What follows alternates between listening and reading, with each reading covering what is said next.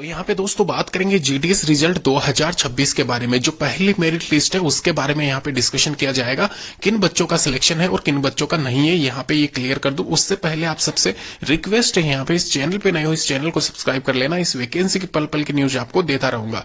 यहाँ पे बात करूंगा टॉप ऐसे वैकेंसी वाले डॉक्यूमेंट्स के बारे में। ध्यान रखना, पिछली बार जब प्रीवियस ईयर ये वैकेंसी हुई थी, कंडक्ट की गई थी, तो वहां पे एक दो डॉक्यूमेंट्स ऐसे थे जहां पे लोग यहाँ पे बनवा के ही नहीं लेके गए थे, उनको डेट्स ही मेंशन नहीं थी, यहाँ पे पता ही नहीं था कि कितनी बैक डेट आपकी चलेगी। तो ध्यान रखें, यहाँ पे ये दो डॉक्यूमेंट्स आप जरूर बनवा लेना और करंट में नए बनवाना। ध्यान रखें, यहाँ पे पुराने उठा के मत ले जाना, वरना आप भी डिस्क्वालीफाई कर दिए जाओगे। तो सबसे पहले मैं यहाँ पे आपको मेरिट लिस्ट के बारे में लेके चलता हूँ। यहाँ पे जो पहली मेरिट लिस्ट है उसमें आपको सबसे पहले एक चीज क्लियर कर दूं।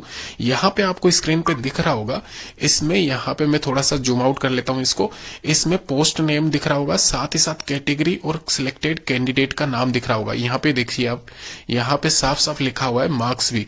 तो इसमें सिलेक्टेड कैंडिडेट विथ परसेंटेज, जो कैंडिडेट है उसका नाम मेंशन है और उसके साथ में उसके परसेंटेज मेंशन है। यहाँ पे कैटेगरी मेंशन है, ओबीसी है, अनरिजर्व्ड है, SC ST, कौन सी कैटेगरी का वो मेंशन है। और शुरू में आप देख लीजिए डिवीजन यहाँ पे लिखा हुआ है। तो कहां से आपने अप्लाई किया है वो आप सिलेक्ट कर लेना, स्टेट।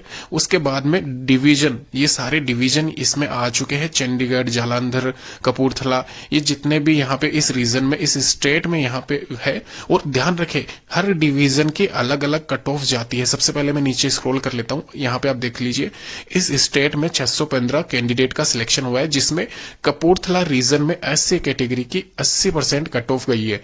तो इसका मतलब ये नहीं है कि SC वाले का सिलेक्शन यहाँ पे 80 से नीचे अगर है, 70-75 है, तो उसका नहीं होगा, ऐसा कुछ नहीं है, बिल्कुल नहीं है। ध्यान रखें, कपूरथला में ही गई है 80%।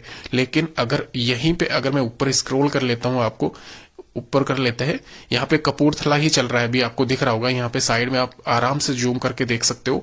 मैं पूरा डिटेल आपको यहाँ पे एनालिसिस करवा रहा हूँ पहली मेरिट लिस्ट का।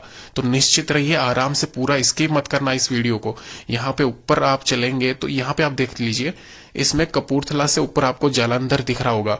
तो यहाँ पे 549 से लेके जो लास्ट तक था वो कपूरथला का था, उससे ऊपर यहाँ पे जालंधर का शुरू हो गया है, जो कि खत्म होता दिख रहा है आपको। तो जालंधर की कट ऑफ में आपको एक बार वापस से रिमाइंड करवा देता हूँ। यहाँ पे आप देख सकते हो, जो जालंधर में ओबीसी कैंडिडेट 85 पे सिलेक्ट हुआ है। यहाँ पे अभी आपको क्लियर हो रहा होगा धीरे धीरे।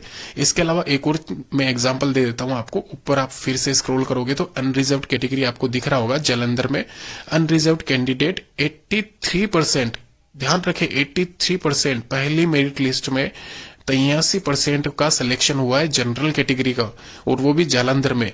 तो इसका मतलब यहाँ पे ये PDF दिखाने का मतलब मेरा यही है कि इसमें डिपेंड करता है आपने कौन से डिवीजन से अप्लाई किया है। स्टेट मेंशन नहीं, यहाँ पे स्टेट वेरी नहीं करेगा।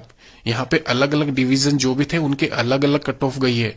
तो ये ध्यान रखें, आपका भी सिलेक्शन हो सकता है, पहली मेरिट लिस्ट में आपका भी नाम आ सकता है, अगर आप यहाँ पे डिवीजन अच्छा सिलेक्ट किए हो जहां पे कट ऑफ कम जाती है। ये देखिए 80% पे ओबीसी का सिलेक्शन हुआ है जालंधर में।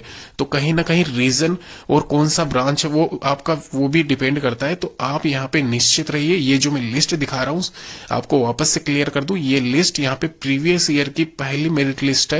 पोस्ट बहुत कम थे उस टाइम, लेकिन कहीं ना कहीं आपका सिलेक्शन हो जाएगा। इस बार 28,000 से ज्यादा पदों पर ये वैकेंसी है, इसलिए तो इस चैनल को सब्सक्राइब कर लेना। और ये सारे डॉक्यूमेंट की लिस्ट में आपको लेके आया हूं, जिसमें जाति प्रमाण पत्र जो है दोस्तों, ध्यान रखना ये 6 महीने पुराना नहीं होना चाहिए।